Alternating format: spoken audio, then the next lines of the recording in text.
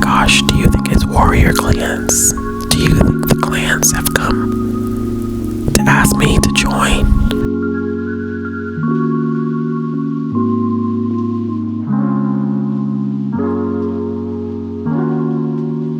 And I had been putting it off and putting it off and putting it off and putting it off, and then I was like, okay, we're gonna let fate decide. Thought made me think about like how pivotal skating rinks were for my experience, and I love that skating rinks have had this long-standing impact on communities, especially Black communities. Hello everyone, and welcome to another weekly reading vlog. So I know at the end of my last weekly reading vlog I was like, oh, it's gonna be fine, we'll just do another week of reading series. And then I started thinking about it, and I was like, I kind of don't want to do that to myself, because I feel burnout happening if I do another series reading vlog. Burnout as in like my mood reading soul is not going to be happy about it. And I was like, yeah, we'll do another Finish These Series With Me vlog maybe next month, but doing another one right after it, not my best idea. So this week we're going to mood read to an extent, somewhat. So what I'm going to do is I'm going to put out some feelers for how I'm feeling about certain titles that I either have on my shelf or things that I have currently checked out from the library. And what I'm going to do is go onto Instagram, give people a poll. I think I may just do 2 books at a time, but it may spark me to do more than 2 books at a time, right? I may feel inclined at some point to be like, I may give them the choice to do 3. Now, my plan is to post these options at 12 o'clock. I do know that Instagram stories do not expire for 24 hours. However, for me and my capacity, I honestly just think it would be better if I actually made the decision to do it from 12 to 8. So that gives people 8 hours to vote. That's enough time, like in between different time zones. I think it's just a broad range, a good range of possibilities there. So I will be posting them at 12 o'clock, and I will be kind of cutting it off, and people will continue to vote until the actual poll expires. But for my sanity, 8 o'clock my time, Eastern Standard Time, is when I'm going to call it. So I already put up the first poll, and it was between 2 different books, and of course I don't remember anything because I don't have my phone right now. My phone is on the charger, and I knew that. I was like, oh, I'm gonna be fine. If I sit down and I do this, I'm not gonna need my phone because I'm not gonna need a point of reference. Silly of me. Like Denise Williams, Silly of Me. If you don't know that song, I need you to go look it up immediately. So one was a middle grade graphic novel by R.H. Young, which I had been looking forward to reading. I used the emojis that you see on the screen because it has to do with a main character who is getting their haircut in like a bowl style, and is in wanting to do like starting school, middle school, and it's like, yeah, I can't do the bowl cuts anymore. So that's kind of what I went with. I had to be creative because I'm only picking these emojis based off the summary, right? There's no guarantee that, you know, what I'm assuming the book is going to be about is actually what the book is about. So that was an option. And I also will put the covers. If I haven't done it already, the covers will be on the screen. That way you can actually see. And then the next one is one that I have to read for work, and I'm not looking forward to it, but I knew that this was going to be the week that I needed to get it done, and I put it up as an option, and it's Draw Down to the Moon by Kristen and PC Cass. I'm not a fan of either one of these authors. I am not looking, but I have to read it. So it's one of those things where it's like, I don't have a choice. So we're going to see how this is going to go. And right now it is, what time is it? It's 7:52. So we have about 8 minutes left. When I last checked the poll, draw down to the moon was winning. And I don't know whether it's because I used like a moon and it was like a magic wand in a school, because part of it is related to magic and going to a magical school. I don't know if that's what drew people in, but it was definitely winning. And so what I'm thinking is that is going to be the book that I'm going to end up reading tomorrow. Like, am I looking forward to it? No, but it is. I'm going to listen to it on audio. It is a shorter audiobook. I think it's only 8 or 9 hours. And my speed, which is like usually 1.5, 1.75, it won't take me too long. I probably will anticipate finishing it between tomorrow and Wednesday. But even if I'm not finished, like that second poll is still going to go up.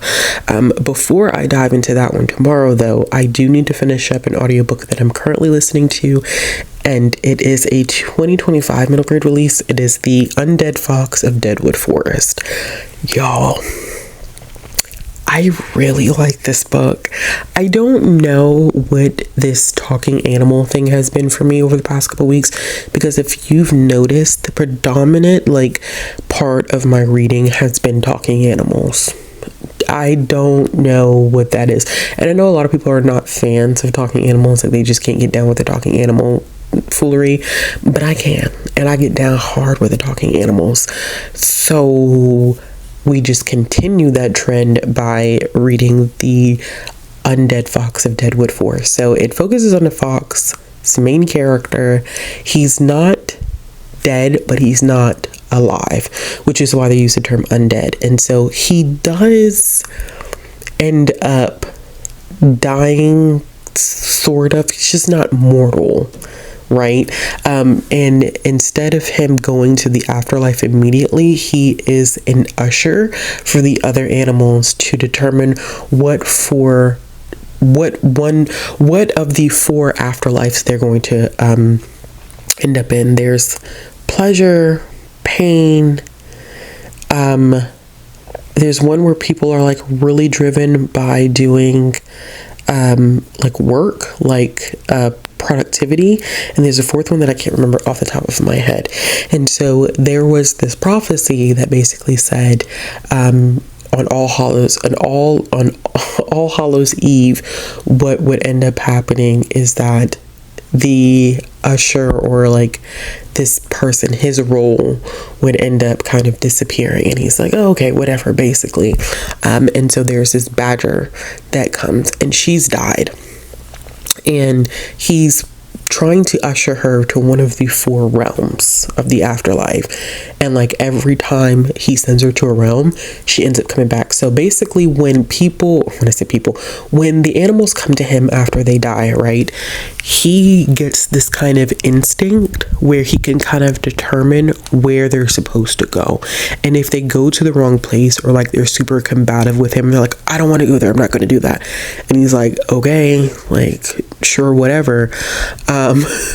What ends up happening is that they end up walking until they just come right back to where he lives, and then as a result they have to start the process all over again. So he tries to get it right on the first go round, and so it's kind of throwing him off that with this badger he can't seem to get her placement right. He's like, every time he sends her, they just can't go, and so they have to communicate with someone else in order to figure out what exactly is happening. And so her role becomes very interesting, and I don't want to say what it is. It becomes very interesting. I really love the dynamic between the two of them, y'all. Their banter is just, it's heartwarming and it's charming, and her purpose there is more than what he thinks. Like, he's gone through some pretty significant trauma in terms of how he views himself, how he views his life, how he doesn't or does communicate with others, and his inability to allow himself to feel pain, and to acknowledge that he's been hurt. Like, it's such a metaphor for, I think, like, some experiences that I think we have as humans in life where we don't want to acknowledge some of the things that we've been through because it's too painful, and we'd rather like brush it off and ignore it and not acknowledge it. And there's this one specific scene where they're addressing something that happened to him, and it was so sad, and she basically tells him like, hey, it's okay to cry. And like, he's processing it, and he was like, well, what makes her think that I would even need permission to cry? And like, of course, as a reader, you know that he's not processing his pain well. He's having a very difficult time processing his pain, and he's struggling so hard with it.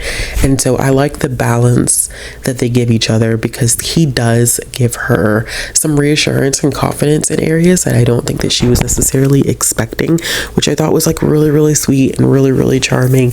And there's some pretty interesting like full circle moments in this. I just got to a part where he really allows himself to feel. And when I tell y'all, like, so if you've ever experienced like immense pain or grief, and it will be something that's random, right? Like something that's not necessarily related to what you've experienced, and it makes you sad and fall apart, and then everything just kind of comes out. It's like a dam breaking, like a dam of emotions just kind of unraveling. And that's exactly what we're seeing with him, this dam of emotions in this one specific scene that I'm in love with this. I don't know what I was anticipating. Like, it's gotten some buzz in like the kidlit arena in terms of possible like Newbery potential. And honestly, like, I'm gonna be high-key pissed if it doesn't. Like, really genuinely, I don't know. I usually can pick one or two off. Like, I'm usually right about one or two things in the Newbery list. Last year, I was right. I called one that I was hoping would get a Newbery. Then there were some others that didn't get Newberries that I was very, very disappointed that they weren't given that opportunity. This one is one that I think, like, it's the first middle grade one outside of maybe oh goodness gracious, Renee Watson, All the Blues in the Sky. I think that one is Newbery or Coretta Scott King potential.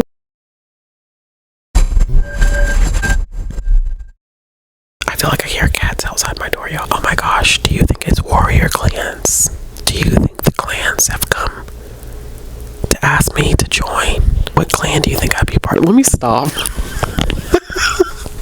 Let me stop. We have a couple of stray cats in the neighborhood, and like, when I tell y'all, and this is a complete tangent, when I tell y'all, I'd be like, what clan are you a part of? I won't tell anybody. I won't break the warrior code.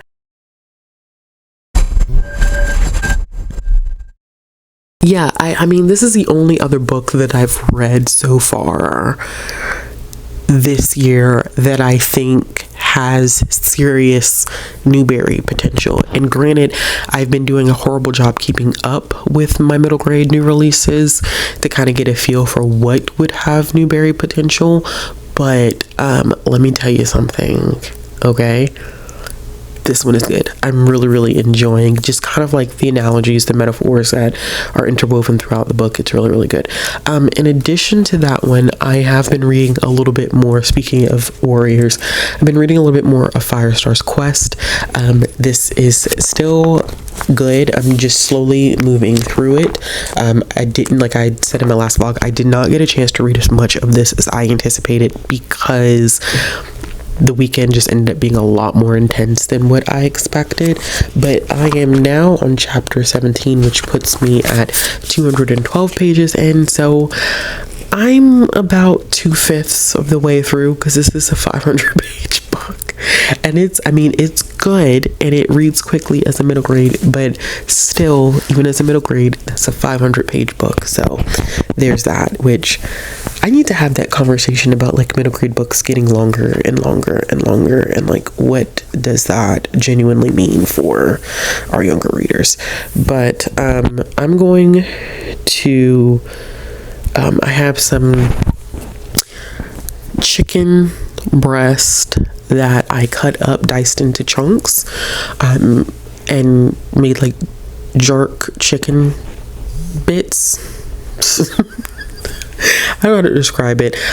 With some sweet potatoes, and I'm trying to get my lunch together for the week because I did not have time to do it yesterday because yesterday was just really, really busy. So I didn't have the capacity to do it yesterday. So I was like, okay. And there's the oven letting me know that it is preheated and the chicken is ready. The chicken is ready to be put into the oven. So I'm going to do that. While I'm doing that, I'm going to go ahead and listen to more of the Undead Fox of Deadwood Forest. I'm going to do that. I do have patron sprints tonight in 27 minutes, which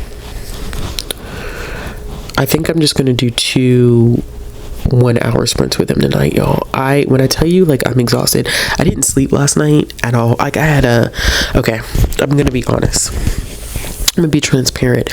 I spent too much time on TikTok looking up Nicolandria edits, and that's wild because I was 2:30 Nicolandria edits, 2:30. But Nicolandria, I stan, okay? I almost quit Love Island, and then that happened, and now I'm like, okay, I guess I can watch it for the rest of the season. So there's that. But I'm really, really exhausted though, because today was my first day back at work in a week. I did an hour on the treadmill today, and I really upped my the incline, and so on top of being exhausted, it was a lot. So I'm gonna go ahead and I'm gonna do that, and then if I have the capacity, I will check in again tonight. If not, I'll check in with y'all tomorrow. Remember, I'm closing that poll. That poll officially is now closed in my mind at 8:04. I haven't decided what 2 or 3 books I want people to choose next, but I think I'll probably mull over that this evening into tomorrow morning, and then put the poll up at 12 o'clock, and then we'll see where it goes. But all right, that's enough. It's a chatty check-in. It's 17 minutes and 19 seconds. Chatty catty tonight. Don't know why, because I'm tired. Don't know why I will be chatty catty. Bye. Good afternoon. Hello, y'all. I was not anticipating doing a check-in right now, but I am going to do a check-in because I need to do a check-in. Also, my knee is killing me. My knee is not really cooperating with me right now, which is not great. I think I'm going to, oh God, great, got a police officer behind me. We love that, don't we? I'm being facetious, by the way. I think I'm going to take the day off tomorrow. I think I did. I don't know if I got to be careful not to re-injure my knee is what I'm trying to say. Because that right knee has been injured for an extended period of time, and I always have to be super careful with it so that I don't re-injure it, and I think I did a little too much today, but that's okay. It's not why y'all are, this is not what this is about, right? I think I'm just venting because my knee feels like it's on fire.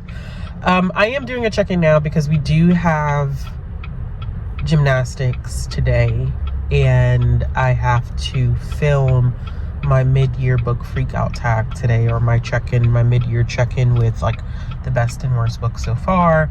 I gotta figure out how I'm gonna do that because I have some bangers that I've read, and I have not had the opportunity to really figure out which ones are going to be like my legit favorites, right? Because I already don't rate a lot of books 5 stars, but some books this year and like this reading year have been really, really good.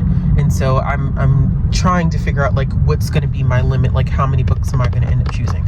But reading update. So I talked a little bit about yesterday that y'all had voted for, what did y'all vote for? Y'all had voted for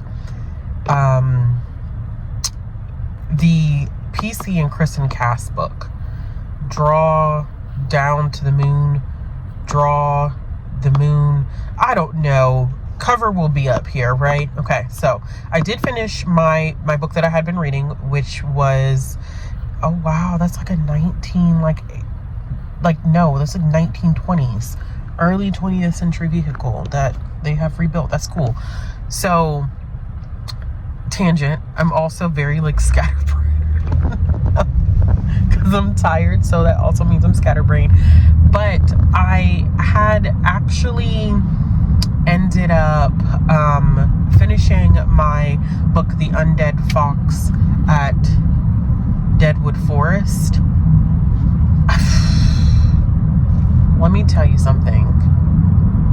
The Undead Fox of Deadwood Forest. That's what it's called. I don't know why I said at. It's of Deadwood Forest. So good. So good. 5 stars. I don't even want to tell you anything else outside of what I discussed in the first clip of this vlog. Like I don't want to say anything else, because I think part of the joy in reading that book was not really understanding what that book was going to do.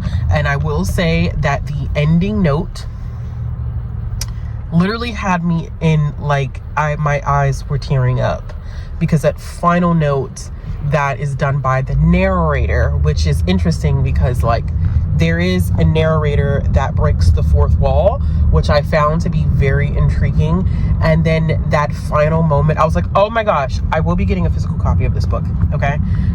Easily one of my favorite books of the year. Hopefully a Newbery 2026 contender.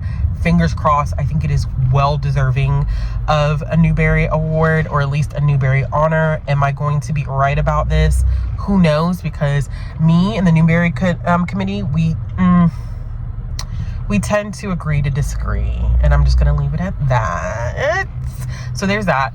I also ended up reading a whole bunch of picture books yesterday, and just trying to get those like out of my house, because I feel like I've been holding on to these picture books because I haven't been in a picture book like reading mood. I needed to get those out. They just had to go. They needed to go.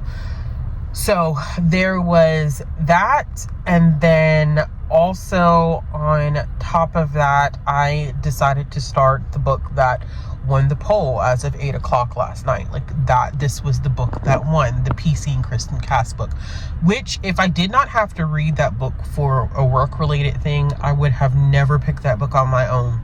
And I had been putting it off and putting it off and putting it off and putting it off, and then I was like, okay, we're gonna let fate decide if I pick this book up, because I really needed to have the book read by like August, and by like the second week of August I needed it to be done. And I was just like, okay, we're gonna do this. We're gonna make it happen. If fate decides that it should happen, then it will happen, which is exactly what ended up happening. Y'all voted for it. I got 20% into that book on audio today, and I said hell to the no. Because once again, like what the hell? Because what was that? Like I'm very confused on what exactly they were attempting. That book was so boring. It was boring. They were introducing characters of different ethnic backgrounds, and I was like, yeah, you know what? I'm gonna stop before this goes bad, because already we were introduced to a black character, like a main character, like part of the book was in his POV, and I was like, I'm not gonna do this, because this is just gonna piss me off. Like already, like just the way it just it just didn't feel right already. Like comments about his hair upkeep, and like somebody seeing him on the street and being like, oh, I'm finna pencil you in, and I'm like, yeah, no, no. So I just said I'm gonna exit before this pisses me off and I get irritated, and then I have to like drag the book for Phil. I just was not in that capacity. So we just DNF'd that. I gave it 20%, and I was like, this year was the year where I was like, I'm not pushing myself to do anything this year, right? Like, I'm not put in terms of reading. Like, if a book is not working, it's not working, and I'm just gonna DNF. And y'all know me, like, that's difficult for me because I'm not a DNF type of person. Like, I don't typically DNF books like that. But this year I said it's too many books. It's too many books that I want to get my hands on. It's too many books that I need to get my hands on for me to sit around and read things that literally already do not sit well with my spirit. So DNF. So then I decided I'm just gonna go ahead and finish Under the Neon Lights by Ariel Vincent, because that is one that I had previously started in last week's vlog, and I was like, I'm just going to go ahead and finish that and be done with it. I'm enjoying it. I only have like an hour and some change left of the audiobook, which I probably will finish between now and this evening, and I just feel like it's good. It was good to go back to this book, so I was like, okay, I know that I'm enjoying this book, and so it felt a lot better. I will definitely do a final check-in about this book once I finish it. I may do another check-in this evening.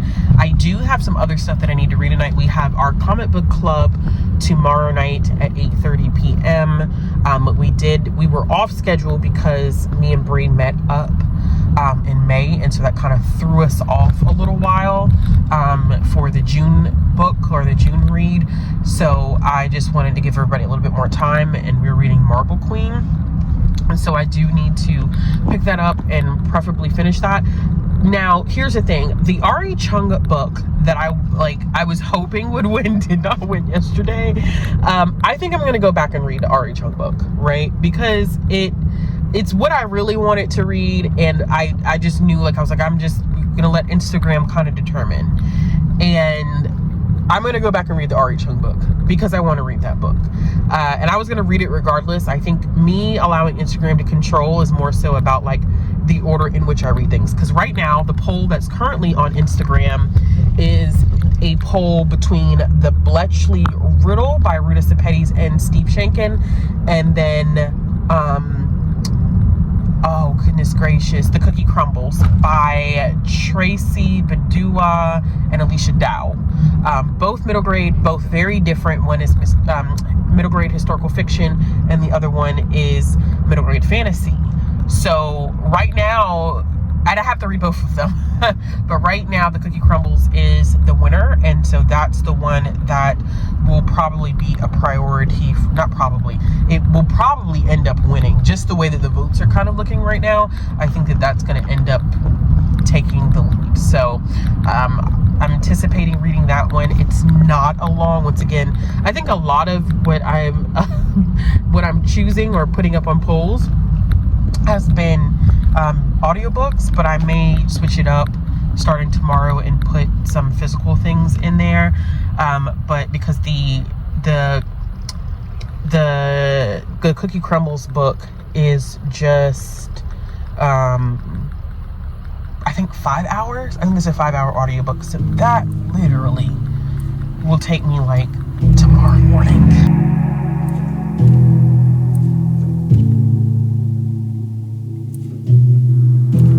Told me that you wanted to crash our car for the overpass, the one over on Briley Avenue.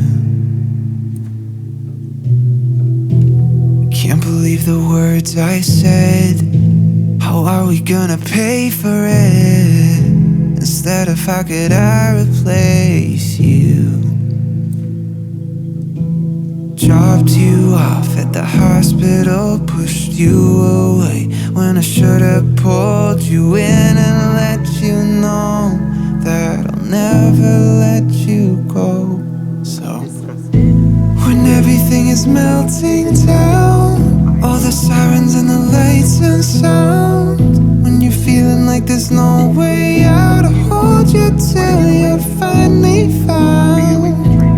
Even when you're on the edge and the thoughts are blurry in your head, I know that you can't quite see how, but you're better than you feel right now. I can't get anything, and I can't remember if they are a Maybe it was all the times I walked out without saying goodbye.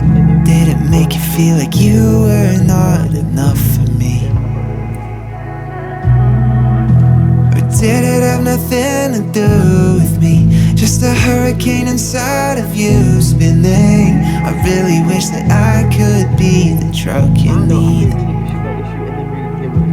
Sometimes I just can't forget how I held back my heart again. I should have held you close and never let you go. So when everything is melting down, all the sirens and the lights and sounds, when you're feeling like there's no way out, I'll hold you till you're finally found. Even when you're on the edge and the thoughts are blurry in your head, I know that you can't quite see. Hey y'all. So this week has been absolutely chaotic and just low-key kind of a mess. So I actually did an update last night, right? It was like a 17-minute update, and I detailed everything that had been going on and why I had not updated the vlog.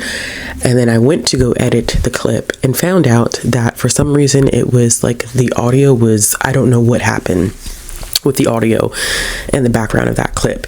It was working, then the audio stopped working. It just was a complete and utter mess, and I'm not sure what exactly happened with it. So there's that. Let's talk a little bit about this week. I talked a little bit about that clip. I'm not going to rehash it because like I was going back and I was watching that clip and I was like, girl, you were like super emotional, which there's nothing wrong with being super emotional, but I think that I probably filmed that clip at the wrong time, and maybe it was a good thing that that clip actually just ended up not working the way that I anticipated. So I ended up not really feeling great on Wednesday. I had a kind of like an undercurrent of a headache on Wednesday that made me feel like really slow, really sluggish. Like I was not feeling great. Thursday, it was like it was on and popping, right? It just, those 48 hours, I felt miserable. I did not feel great at all. And so Friday I was still recovering a little bit. I was still tired, and I didn't really do much reading on Friday. Now Saturday is a little different, but of course we have that clip and I can't even use the clip because the clip was corrupted. But also I was struggling a little bit last night, or struggling a little bit yesterday. I got hit with a huge wave of grief unexpectedly, to be quite honest with you. I was not anticipating feeling the way that I ended up feeling. And honestly, it was weirdly triggered by watching Love Island and watching Family Day and watching Olandria with her mom. And it just kind of sent me to a heavy place, not a dark place, but definitely a heavy place where I don't think that I was really feeling much of anything in terms of like vibes of books. I wanted to watch some kind of more emotional movies to draw out some of what I was feeling. I think in that clip I talked a little bit about how it's not great when you grow up in environments where you're not allowed to be emotionally vulnerable, when you're told things like you don't cry, or you're told like, you know, you're not pretty when you cry. It makes feeling those emotions synonymous with not great experiences. And so for me, having to be strong for such a great portion of my life, having to be stoic, like I sometimes feel like I have trouble being vulnerable, and you all don't really get the opportunity to see me vulnerable, even though I'm a very emotional person. But allowing someone else to see those emotions, allowing myself to be vulnerable in those moments is not so simplistic for me. It's a very difficult experience. So with that being said, with all of that being said, I ended up not really reading a whole ton yesterday. And I even said in that specific clip, I was like, I'm not going to scrap this vlog because I do think that this vlog is still worth having. I do think that it was fun, allowing people to kind of like vote on the things that I would read for the week via Instagram. And I did read what people voted on. The last one I didn't. I put that poll up at the last minute and not knowing where I was going to be physically and emotionally, but I did start it, so we're going to talk a little bit about that stuff. But I did kind of want to preface like where my headspace was this entire week, where I was physically during this week. And it also is a reality of this whole idea or concept that, you know, content creators only allow you to see a very small portion of their life, right? You don't see a person in totality. And I think that that's the pitfall of social media as a whole, is that you see people share the best parts of their life, the moments where they're thriving, where things are going well, where they're reading all this stuff and life just seems happy, carefree, and yada, yada, yada. And it's not true. We all have highs and lows. And I think that I want to be a little bit more vulnerable in showing the low that I hit this week, and how sometimes when I hit a low, it does in fact impact my reading, right? I do read a lot, and so it may seem like, you know, I power through everything and I'm just reading all the time, but that's not true. There are moments when I am in a really good space, I'm reading a lot, or sometimes even reading is, you know, a coping mechanism, but there are moments where I hit a low that is so low that I have to mentally work through that. I have to talk to people, therapy, like all of that is a very real thing. And that is something that just happened this week. And it was just a very unexpected thing. Not something that I was completely and totally anticipating. And unfortunately, here we are. It just is what it is. But let's talk a little bit about what we did read this week. So the first poll was between Draw to the Moon or Draw the Moon, whatever that book is by PC and Kristen Cass. That was technically the first selection, DNF'd it. And then I said, okay, well, instead of picking up that one because I DNF'd, I will pick up the other selection, which was Don't Cause Trouble by R.E. Chung. I did finish that graphic novel. It was very interesting. It focuses on a main character, Ming, who is a first-gen immigrant. His parents are from... His dad is from China. He immigrated to Thailand. His mom is from Thailand, and that's where they met and they got married and they immigrated to the US, and things changed drastically, of course, in terms of their experiences being here in the United States. And Ming is in a place where he does not feel Chinese enough when he's at home. His parents speak Chinese, and they do that in order to exclude him from conversations. His mom is super religious. His dad is not. His dad is very much so like, do your work. You know, you don't work, you don't eat, don't cause trouble. And that's kind of the principle that he lives by. He's having trouble readjusting at school, especially starting middle school, and his mom does a bowl cut on him, and he's like, you know what, I just don't want you to cut my hair anymore. It's not cool. I don't feel like I truly fit in with anybody. And so he's struggling a little bit, and he ends up meeting two new friends. One of the characters is Black, one of the characters is South Asian, and they end up forming this relationship, and Ming finds himself in some trouble that really puts his relationship with his parents and relationship with his friends on the line. He loves basketball. He is an entrepreneur at heart, and this is loosely based on R.E. Chung's life. I have read R.E. Chung stuff before, but picture books by R.E. Chung, and so this is my first experience like really diving into something that is a little bit longer.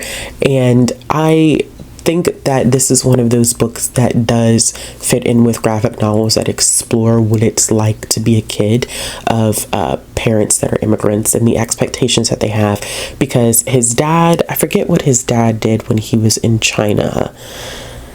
He did something, I completely forgot what he did. I think he worked in he was doing something, and why can't I remember what he did? I do know, I can't remember that his mom was a nurse, and there was one specific panel that really like struck a chord with me, where he was speaking about the fact that, you know, like in the United States, well, they came to this is his dad speaking. He said, you know, we came to the United States because the United States is number one. But then when we get here, we're not number one in the United States, right? People treat us very differently. And there were some racist experiences that we see his mom kind of go through, where Ari gets very frustrated and upset that his parents are going through these things. So there's that piece of it. And then, what else was there? I'm trying to think here. I don't think there was another instance of there was one specific instance where his mom experienced racism. I'm trying to think if there was another instance, but I think it was just that one experience that kind of set him off. But I do think it was well written. I do think that the pivotal moment where Ming gets into a lot of trouble, it felt very jarring, because it felt like it didn't flow with the rest of the book. So that kind of threw me off. But overall, I think 3.5, it was a solid middle grade graphic novel. And in between me reading that, I decided, when I was done with the audiobook with the PC and Kristen Cass book, I was like, okay, I'm just gonna pick up another audiobook. So I did end up picking up of course, you know, I literally can't remember the name of anything. Under the Neon Lights is the one that I ended up finishing, because I was like, I'm done with the PC Kristen Cast book. And this one was really interesting. I did end up enjoying it. It was about, I think, a 4-star read. I was waffling between like a 3, 5, 4, but I think I'm going to go with a 4 because of the enjoyment. It's a debut, it's written in verse, and it follows a main character who loves to skate. The community kind of hovers around this skating rink, and it kind of made me think about like how pivotal skating rinks were for my experience. And I love that skating rinks have had this long-standing impact on communities, especially Black communities, and how people love skating. I cannot roller skate to save my life, but that's okay. You know, we we go with the flow. We go with the flow, and we try to make things happen some way, somehow. But really ended up enjoying it. It also deals with some issues related to gentrification, and we're following our main character who's living in this apartment complex. She's dealing with some difficult best friend relationships where we're seeing a breakdown in their friendship. She's kind of trying to discover a potential new romance, but she's hesitant because she's kind of closed off. She has a very complicated relationship with her dad, who, for lack of better terms, is not really present the way that he should be present, and so that makes things very difficult for her. She's really struggling with that. And then, you know, there's this whole idea that the skating rink is going to close down at the same time that they're raising the price of the rent in her community to kick everyone out, saying like, we're raising the prices and Section 8 is no longer going to be acceptable. And that is something that happens everywhere. It's something that I see in my own community, and it is a way to push out those marginalized communities. It is a practice that we are very familiar with. It's a practice that people will deny is a real thing, but I mean, the proof is in the pudding. So I do think that one of the pitfalls of this one is that there were so many different components, and that sometimes I struggle with books that try to tackle too many issues at one time. I usually love for authors to pick 1 or 2 central issues in regard to the characters and the plot that they focus in on. But when you start pulling in 3 or 4, sometimes you run the risk of certain issues not being fully developed or not fully fleshed out. And so that's why I think I kept that waffling between a 3.5 and a 4, but I'm going with my overall enjoyment of the book, right? I think that this does sometimes read like a debut, but I think that this is one of those Black contemporary YA books that I just love to see on the market, and one that I wish would have gotten more buzz behind it, right? I think it's kind of telling of publishing when we get these authors writing these books, and they're really, really solid books, would work very, very well with a teen audience, right? I think this one would work very well with a teen audience. I would say anywhere starting at 15 and up. Even I think in some areas as low as 14, right? I do think that it could be in that area as well. But having this representation, this authenticity of Blackness on page, it's so unfortunate when books like this don't get the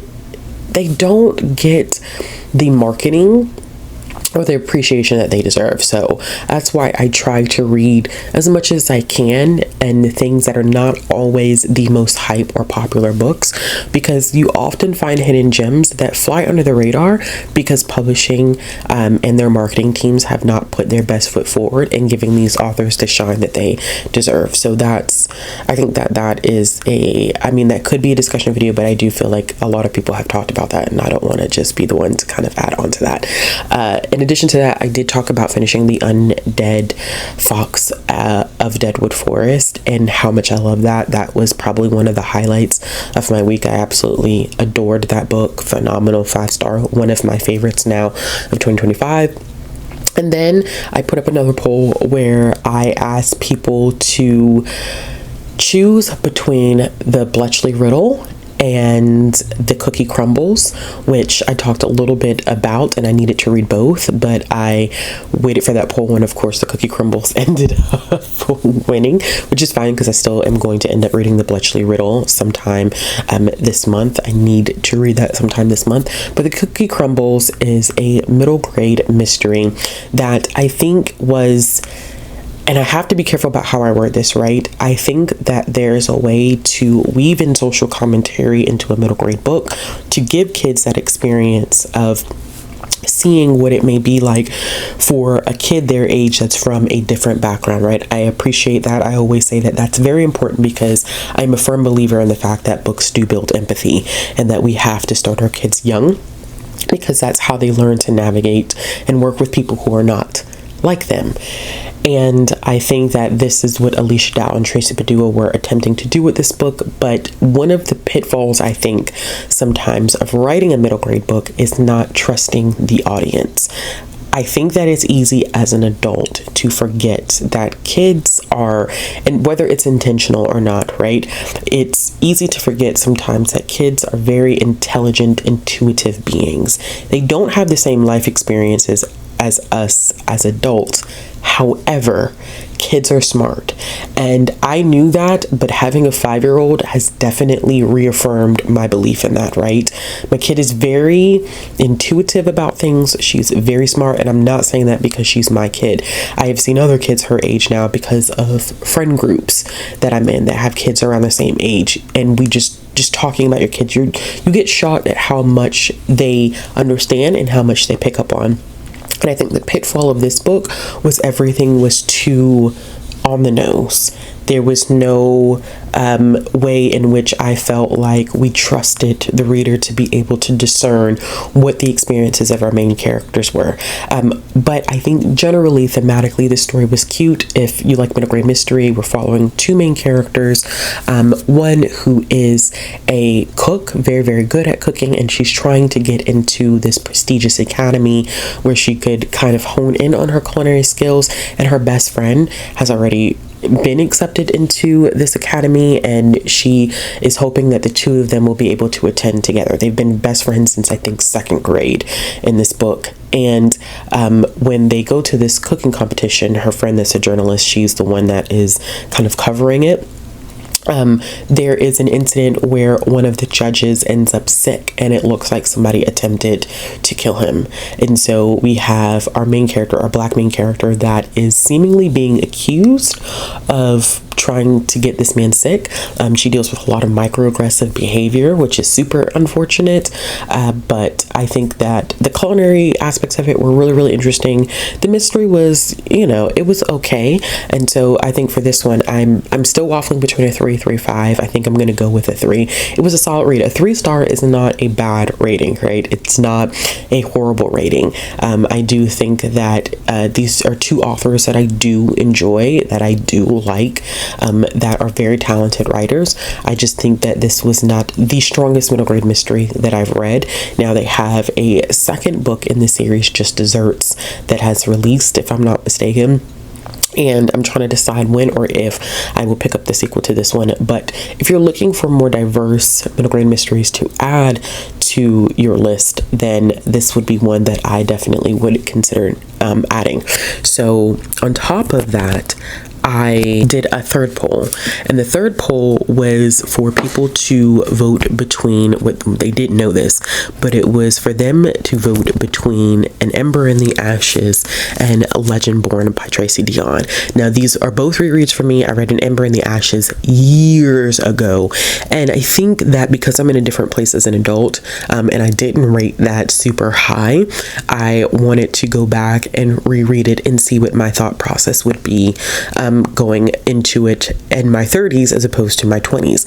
And then Legendborn I read when it first came out and gave it 5 stars, but I'm wondering, kind of seeing the criticisms and the praises of this, where I would fall in reading this book now. And so after the poll, realizing Legendborn did win, I was going to attempt to reread it, but there was no way I was going to finish this book in the state of mind that I was in, considering that this book is almost 500 pages long and I was not interested in picking up anybody's book. So I think that the only thing, let's see, I did start it. I did, when I tell you I did not get far into this book, I literally mean I didn't get far into this book at all. I think I probably got to chapter 2, which is only about 22 pages. So I literally only got that far into it. I will be carrying this over into next week or the week after, because Black Halloween is starting. July Noir, 'cause I'm thinking about Black Halloween in October. July Noir does start today, and so I may or may not just try to work through that slowly throughout the week, but my priority focus for this upcoming week is definitely going to be reading things for July Noir and thinking about some things that I can do in October for Black Halloween. Other things that I did end up making progress on, because I was reading other things as well, as you can see, I did end up making significant progress in Fire Star's Quest, which is the first Warrior Super Edition. I am now 325 pages in. I do not have that much left.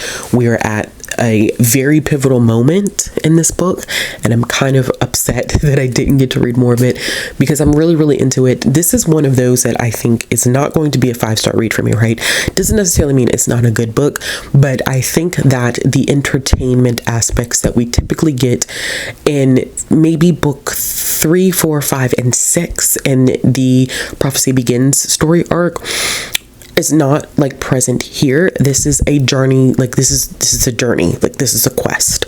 This is a character's journey, and so a lot of it it revolves around that.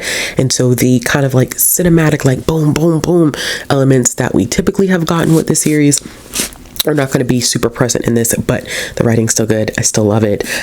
Super obsessed. Now, I got 2 books this week, just kind of rounding everything off. I got 2 books this week, and honey, call me obsessed. Okay? Call me obsessed, because I am. I had to do it. And do I have the 3rd book on pre-order? I do. I know I was editing this video and I was like, there was a part of this video in the very beginning, if you've made this far, that you see that I was like, I can't go a video without mentioning Warriors, and I think that that's just going to be the way that it is for me. But I did get the 2 graphic novel adaptations. These are of The Prophecy Begins, and each book covers 2 novels. I did read book 1 already, so it's not like I'm hauling something like 2 books that I haven't read, just 1. And this one literally just came out, so in all fairness. But when I read the first one, when I got to like the second half of the book, I was like, I don't remember reading this in the first book. Girl, of course you didn't, because it wasn't even in the first book. It was in the second book, Fire and Ice. And I'm thinking this whole book just covered Into the Wild, but it covers 2. And these are not going to have, of course, as much detail and nuance as the books themselves because they are graphic novel adaptations. But this blue one right here covers books 3 and 4. And then the third one in this series is going to come out in November. From what I have heard, they are going to cover the New Prophecy, which is the second story arc starting in 2026 and going all the way into 2027. I do not know if they're going to do graphic novel adaptations for the entire series.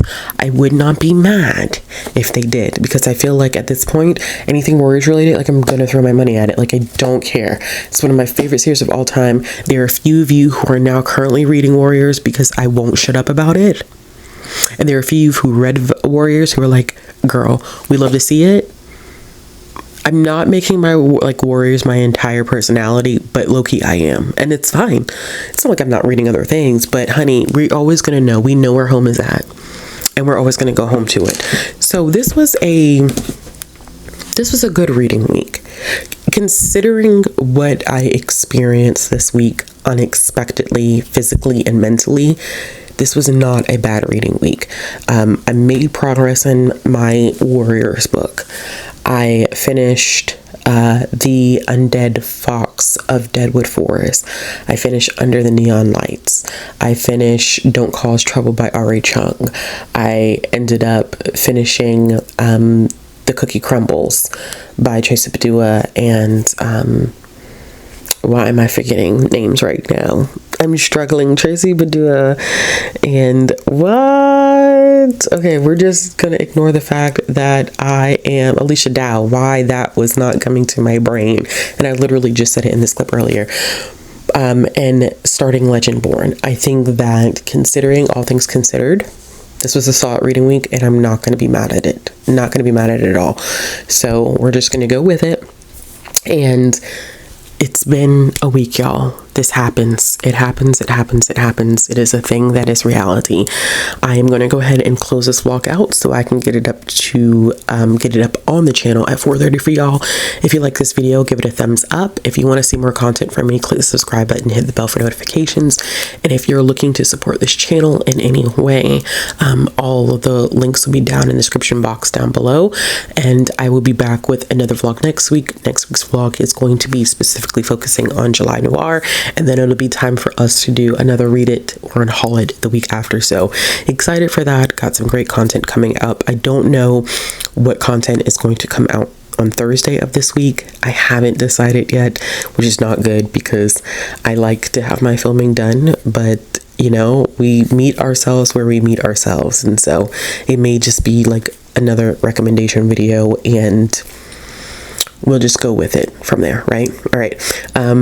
Thank you all for those of you who were able to participate in Instagram polls. I would love to do this again. I probably won't do it too close to this one because I don't like doing too many of those videos like back to back. Burnout. It's a burnout. It's a way to burn out on stuff.